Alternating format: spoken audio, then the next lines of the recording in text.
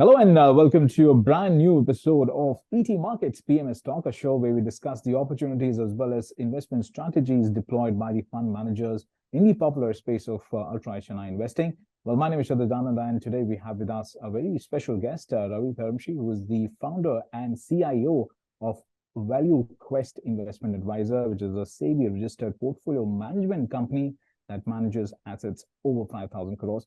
Welcome to the show, Ravi. Thank you so much, Hitesh. My pleasure to be here.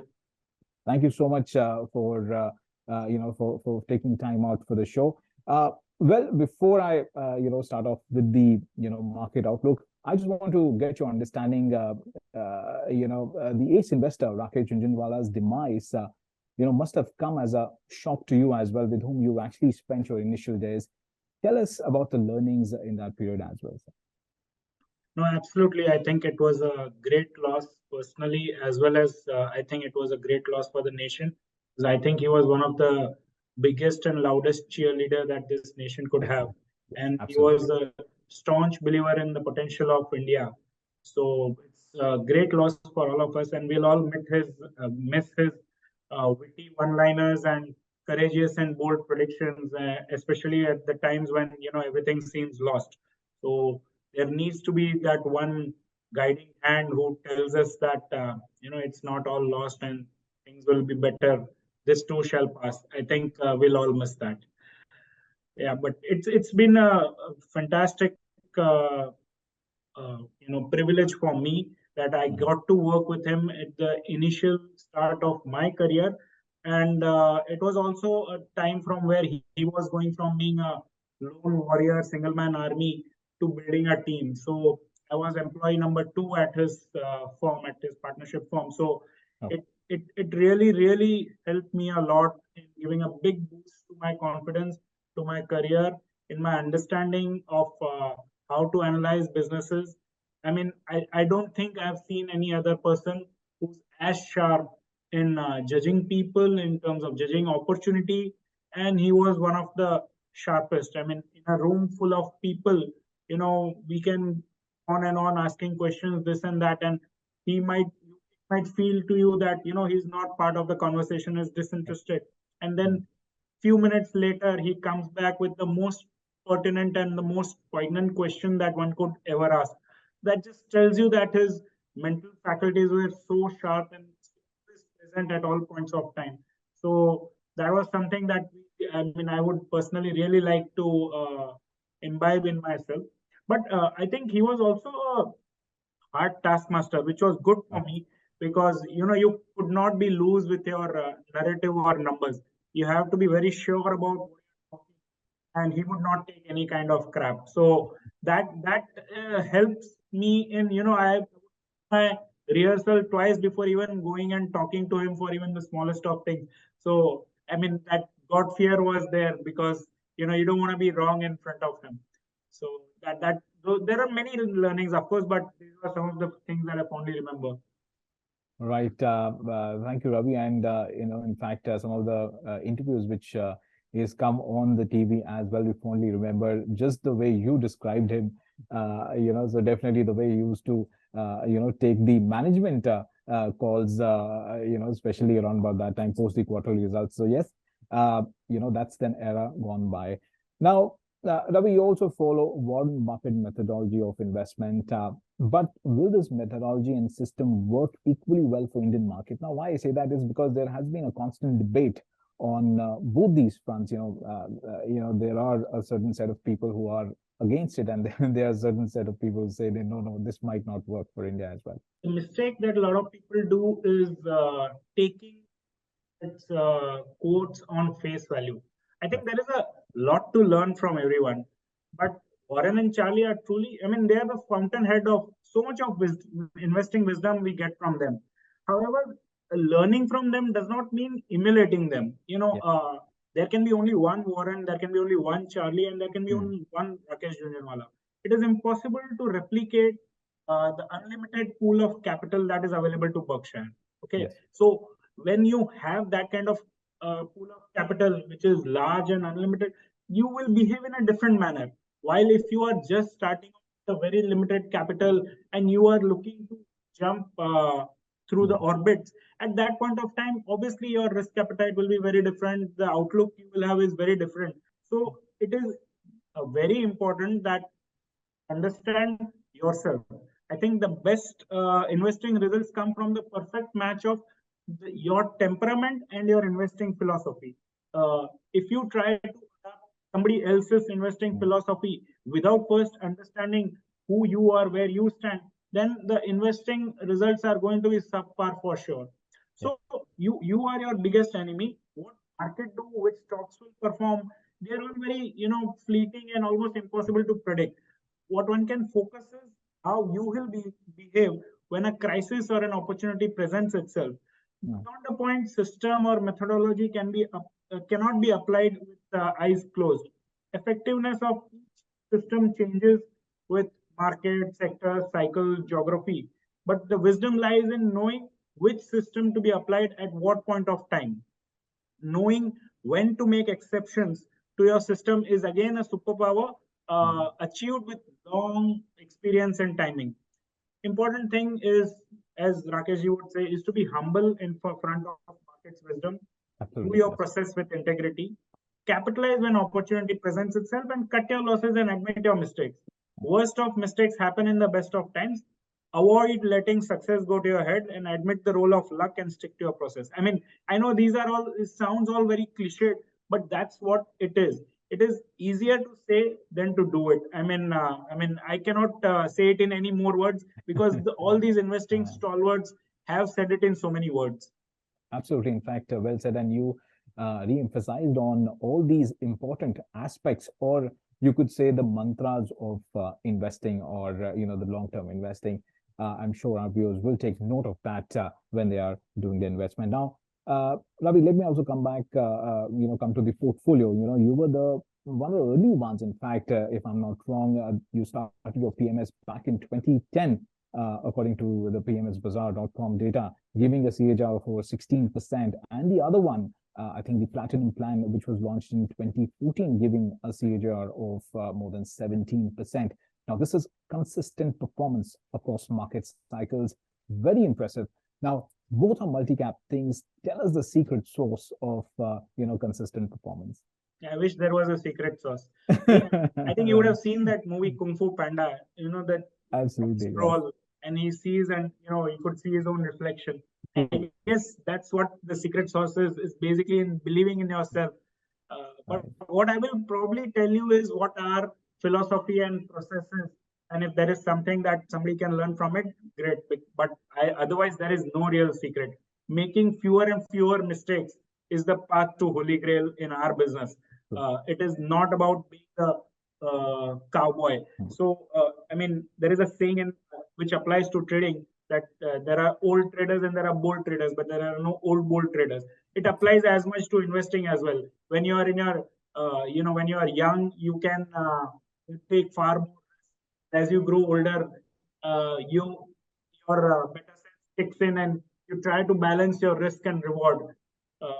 However, coming to what the ValueQuest philosophy is, so we actually mentioned we run two schemes. One is our flagship scheme, ValueQuest Growth, and other is ValueQuest Platinum, and both are multi-cap schemes.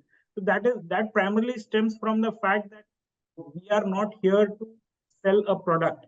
We believe that at some point of time, large caps will perform.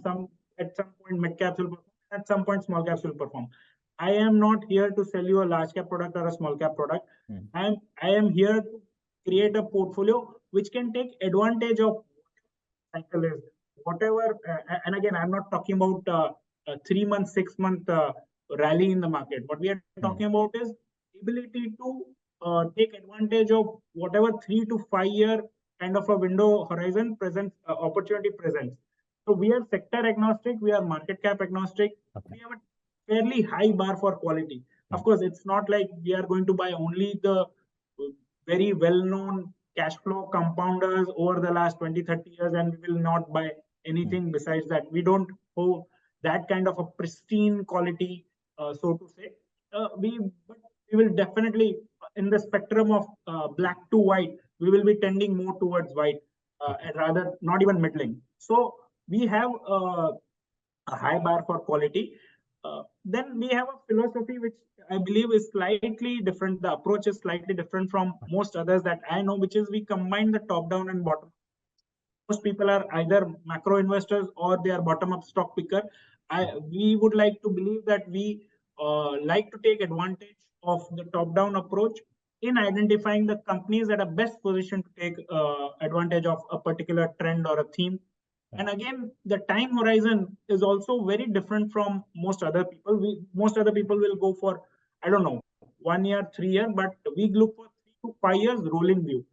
There is a very good reason why we are doing 3 to 5 years view. At less than 3 years, your probability of being even reasonably probabilistic about what the outcome will be is very, very low.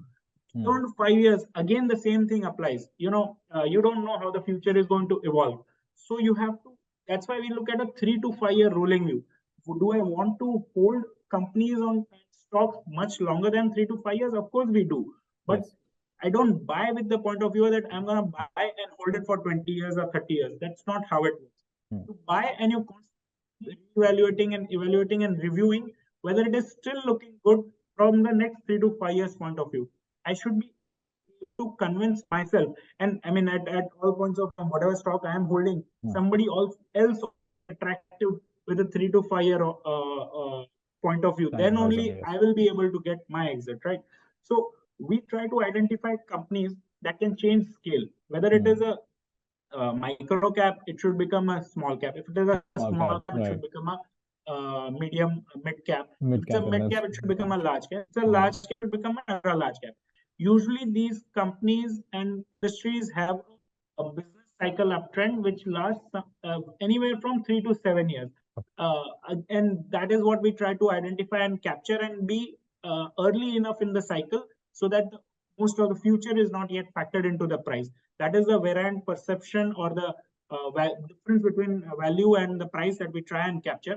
I'm sure most people try to do that, but I guess we have been slightly better at doing that because we don't try to put any hat on ourselves as we are value investors or growth investors.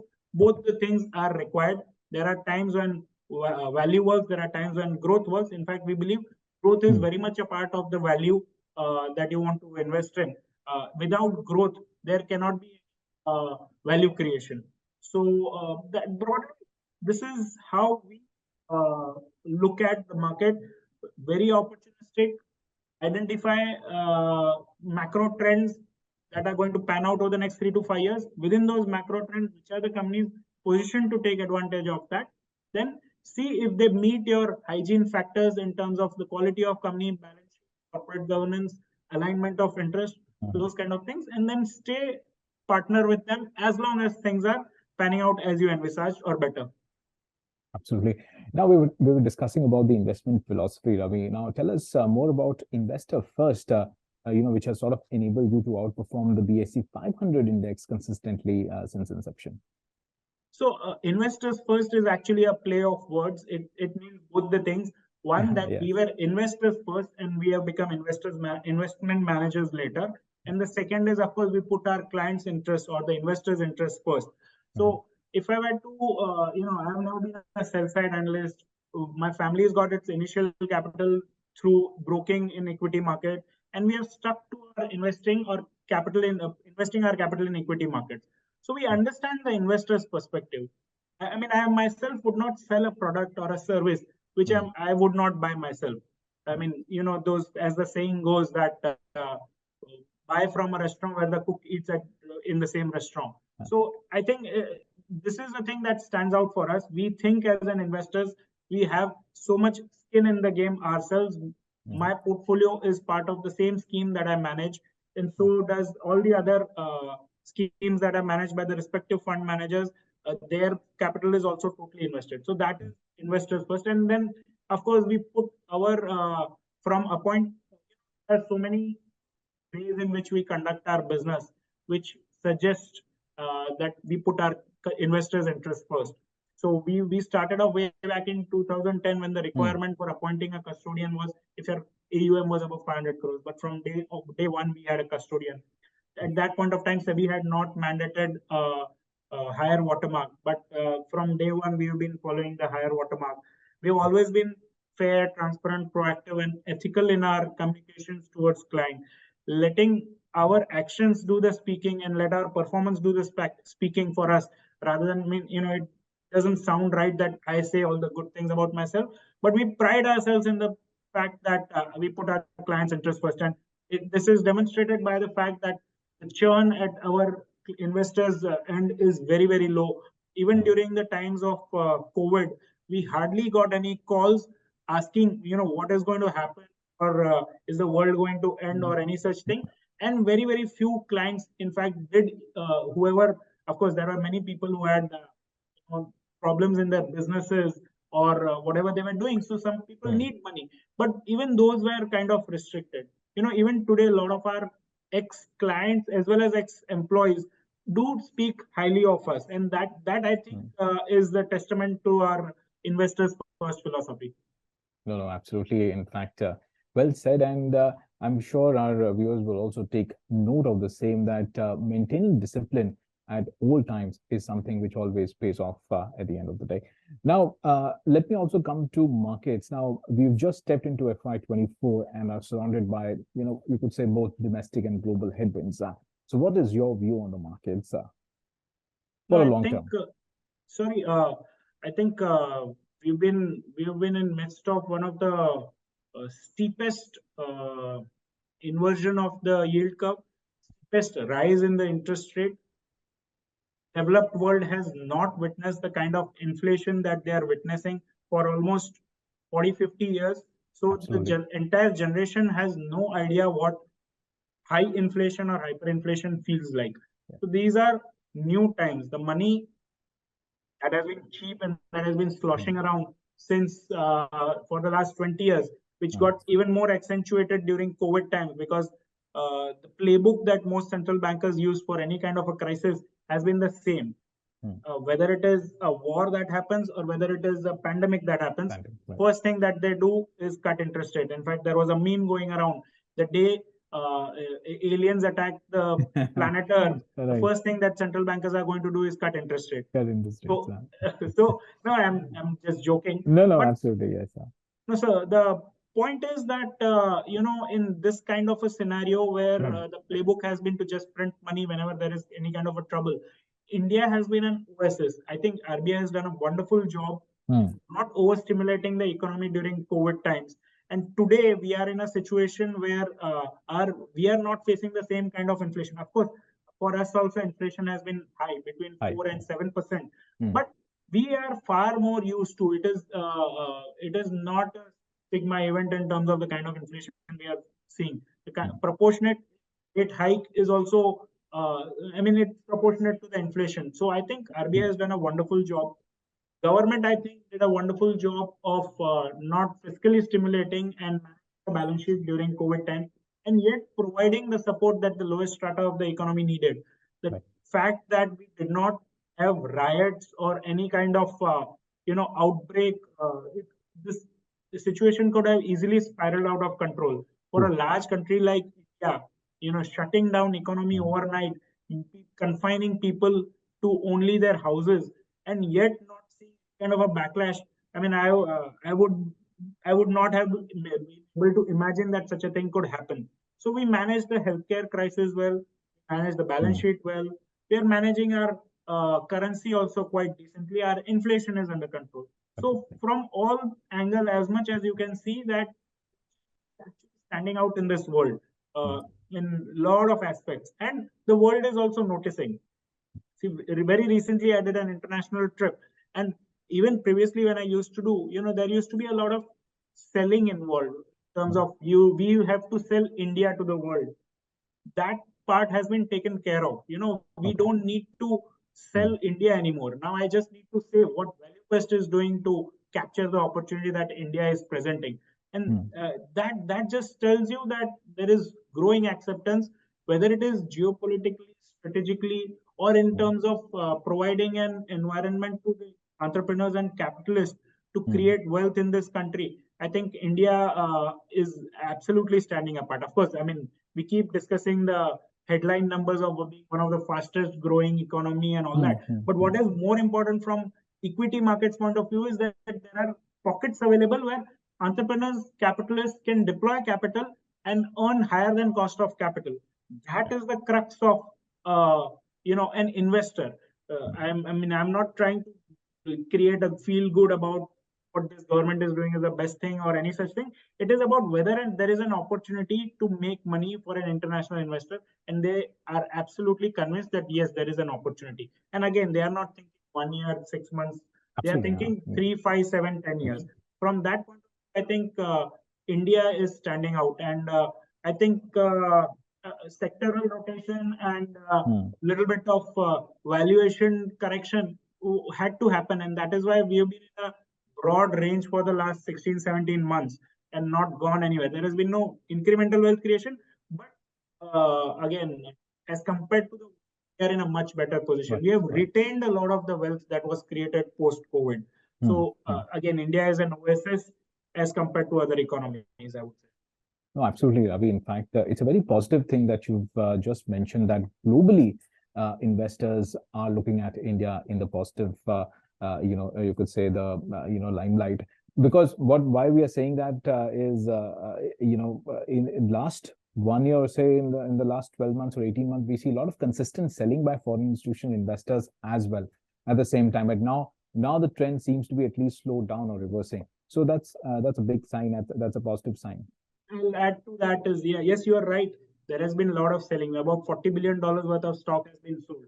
But again, this is not because there was something wrong with India. Or no, absolutely. Purely because in their scheme of things, in their portfolio, this is the only place where they could actually sell in a little bit of profit and take some liquidity out. In fact, I would say in 2008, about $15 billion worth of selling led to a 65-70% kind of a crash in the market.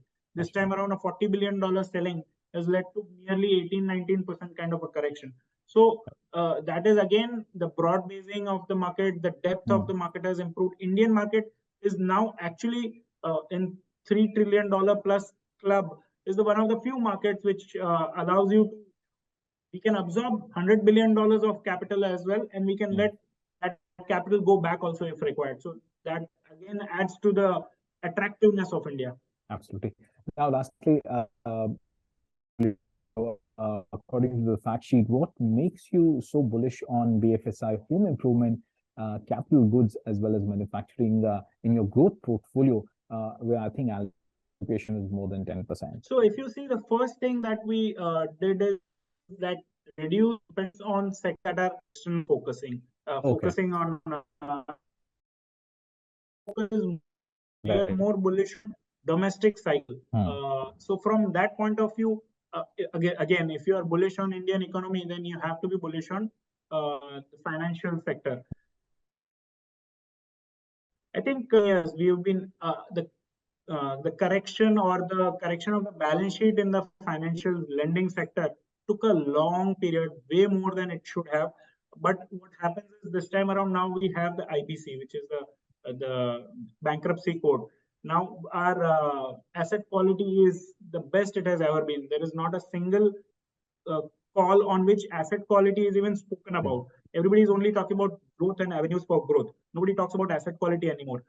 Banks are well capitalized. There is enough capital available for them to grow as well. And it's been only barely 2 or 3 quarters since the credit growth has picked up. In such a scenario, at least for next 3-4 years, I don't see asset quality cropping up.